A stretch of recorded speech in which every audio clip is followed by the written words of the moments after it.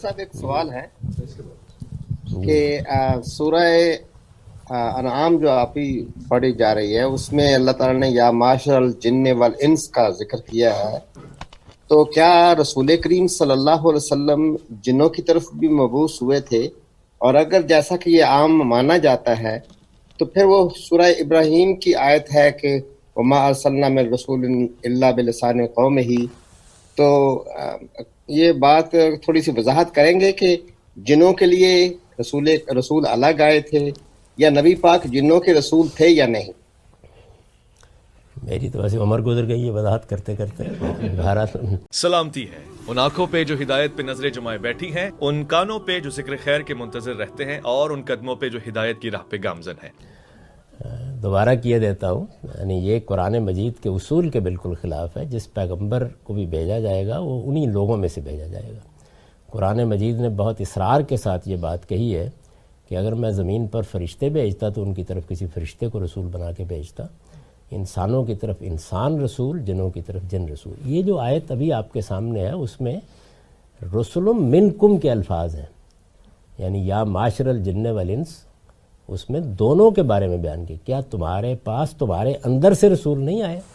تو اس وجہ سے یہ تو کسی طرح مانا ہی نہیں جا سکتا کہ انسانوں کے رسول جنوں کے لیے ہوں یا جنوں کے رسول انسانوں کے لیے ہوں. یہ بنیادی بات ہے. اب جو سوال پیدا ہوتا ہے وہ سوال یہ ہے کہ جن پھر کیوں زیر بحث آ گئے؟ یعنی دائرہ قرآن مجید میں ذکر ہوا ہے نا ان کا، زیر بحث کیوں آ گئے، کیا وجہ ہے؟ اور پھر یہ کہ یہ واقعہ بھی زیر بحث آ گیا کہ انہوں نے قرآن سنا، اس سے اوپر اپنے تاثر کو بیان کیا، اس میں جا کے اپنی قوم میں کیا حالات ہے ان کی بنیاد پر ایک گفتگو بھی کی جو سورہ جن میں ہے، سورہ احقاف میں ہے. یہ کیا مسئلہ ہوا؟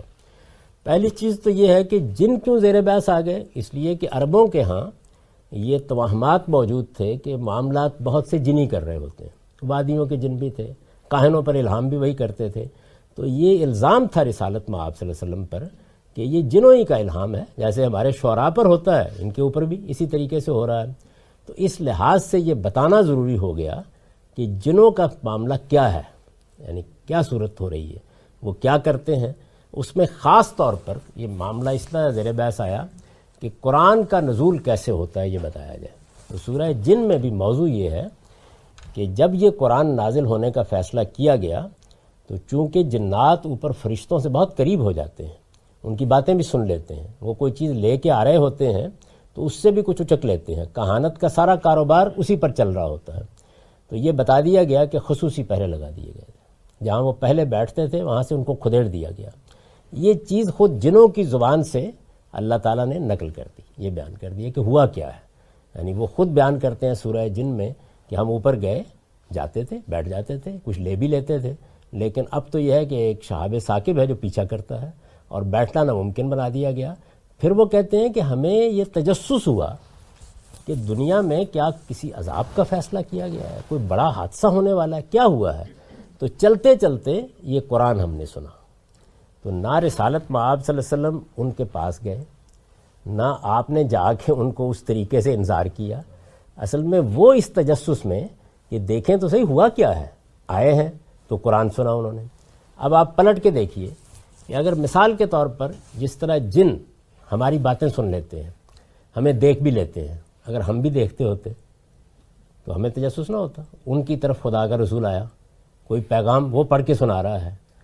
اس وجہ سے یہ ایمان لانا یا ماننا کسی ہدایت کو یہ مشترک حقیقت ہے.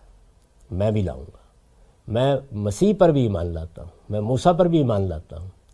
میں جس پیغمبر کی ہدایت پر اس وقت عمل کر رہا ہوں وہ رسول اللہ ہے. کیوں؟ اس لیے کہ ہدایت مشترک ہو گئی ہے. تو اگر ہم ہدایت کو دیکھیں گے، ایمان لانے کا مطلب کیا ہے؟ یعنی اس بات کی گواہی یہ وہی ہدایت ہے. مثلا میں اگر فرض کر لیجئے کہ جنوں کی کسی مجلس کو دیکھوں اور وہاں پر ان کا کوئی پیغمبر قرآن، اپنا قرآن پڑھ کے سنا رہا ہو، کوئی اپنی کتاب پڑھ کے سنا رہا ہو، تو میں واپس آ کے آپ کو یہی بتاؤں گا کہ یہ تو وہی کتاب، وہی ہدایت، وہی بات ہے. وہ جو اس سے پہلے بھی ہمیں معلوم تھا انسانوں کے پاس آتی رہی ہے، یہ اس کا بیان ہے. یعنی یہ اصل میں ایک سلیم الطبع انسان جس وقت کسی دوسری جگہ بھی وہی بات سنتا ہے. آپ تھوڑی دیر کے لیے غور کریں کہ آپ مریخ پر جائیں اور وہاں جا کے آپ کو پتہ چلا کہ وہاں ایک اور قوم پائی جاتی ہے یا مخلوق پائی جاتی ہے، ان کے پیغمبر سے آپ کا رابطہ ہو جائے تو آپ کا تاثر کیا ہوگا، اس کو قرآن نے بیان کیا ہے۔ اس میں یہ زیر بحث ہی نہیں ہے کہ رسول اللہ ان کی طرف مبعوث ہیں یا رسول اللہ کو ان کی دعوت پہنچانی ہے۔ دعوت اور ہدایت کائنات کی مشترک حقیقت ہے، اسی کو میں نے واضح کیا ہے کہ تمام پیغمبروں کی ہدایت عالمگیر ہوتی ہے۔ یہ تصور ختم کر دینا چاہیے کہ مسیح بنی اسرائیل کے لیے ہدایت لے کر آئے تھے اور محمد الرسول اللہ فلاں کے لیے۔ سب پیغمبروں کی ہدایت عالمگیر ہوتی ہے، عدالت اپنی قوموں کے لیے ہوتی ہے۔